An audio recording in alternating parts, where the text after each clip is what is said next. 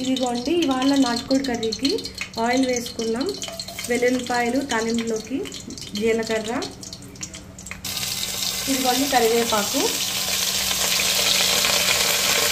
ఇదిగోండి నువ్వుల నూనె వేసామండి అందుకని మీకు పొంగుతుంది. పచ్చిమిరపకాయలు, ఉల్లిపాయలు కూడా వేసుకున్నామండి. ఇది మధ్య లోపల మనము మిక్సీ పెట్టుకున్నామండి. ఇదిగోండి ఉల్లిపాయలు, నువ్వులు, అల్లము, వెల్లుల్లిపాయలు వేసుకున్నామండి.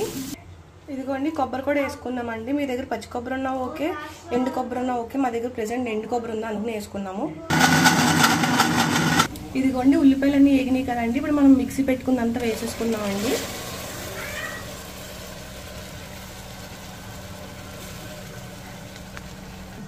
అదిగోండి కలుపుకుందాం బాగాని. ఇదిగోండి ఇప్పుడు పసుపు, ఉప్పు, కారం, ఇది మాది కర్ణాటక కారం అండి. ఇదిగోండి చికెన్ మసాలా అండి. ఇదిగోండి చూసారు కదండి బాగానే వేగింది. ఇప్పుడు మనం చికెన్ వేసేసుకుందామండి.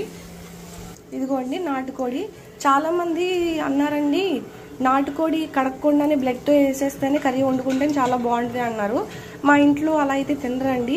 ఏమో మీరే చెప్పాలండి ఎలా ఉంటుందో, మరి బ్లడ్తో వండితే ఎలా ఉంటుంది, మామూలుగా ఫుల్గా కడిగి వండుకుంటే ఎలా ఉంటుందో అని. మీకేమైనా సజెషన్స్ తెలిస్తే మాత్రం నాకు కామెంట్ చేసి చెప్పండి దయచేసి. ఇదిగోండి చూసారు కదండి, ఇప్పుడు ఒకసారి మూత పెట్టుకుందాము, మగ్గుతుంది అది. ఇదిగోండి బాగా వేగించుకున్నాక కానీ పచ్చివాసన అంటే మధ్య మధ్యలో ప్లేట్ ఓపెన్ చేస్తూను బాగా కలుపుకుంటూ ఉండాలండి. బాగా దగ్గరకు వచ్చిన తర్వాత పచ్చివాసన పోయిన తర్వాత, అంటే అల్లం వెల్లుల్లి పేస్ట్ పచ్చివాసన పోయిన తర్వాత అప్పుడు మనం వాటర్ వేసుకుందామండి. ఇది మా నాటుకోడి చాలా లేతగా ఉందండి, అందుకనే మేము విజిల్ పెట్టుకోలేదు.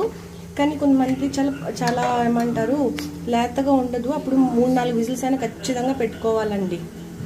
ఇదిగోండి ఇంకా వాటర్ వేసుకుంటున్నాను, అంటే ఉడకాలి కదండి అందుకని. ఇదిగోండి చూసారు కదండి ఎలా మగ్గుతుందో. అలాగే మీకు ముక్క ఉడికేంత వరకు చాలా మగ్గించుకున్నామండి దగ్గరికి. ఇప్పుడు పైన కొత్తిమీర జల్లుకున్నాము. కొత్తిమీర కూడా మంచి ఫ్లేవర్ వస్తుందండి దీంట్లోకి. కొత్తిమీర మ్యాండేటరీ అని పక్కాగానే, లేకపోతే మాత్రం మనం ఏం చేయలేము కానీ ఉంటే మాత్రం తప్పనిసరిగా వేసుకోండి.